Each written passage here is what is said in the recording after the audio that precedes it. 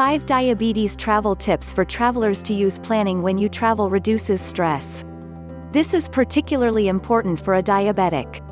These 5 diabetes travel tips are simple to implement and crucial to your diabetic management. They are particularly important if you are traveling abroad. 1. Have a pre-travel checkup.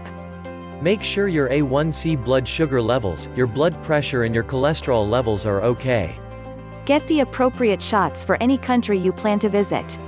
2. Wear a diabetes medical ID.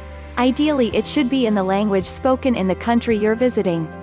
Not everyone speaks your language and you don't want medical problems through misunderstandings.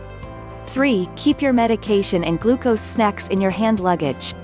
Check-in baggage does, unfortunately, go astray. Don't risk your diabetes medication by packing it in your main luggage. 4. Keep your medication in its original box, complete with pharmacy labels. It will prevent misunderstandings about why you are carrying drugs and, if you are on insulin, syringes. 5. Be aware of time zone changes, especially when altering your watch. Remember, when you travel east your day becomes shorter, if you travel west your day becomes longer. You may need to alter the timings of your medication.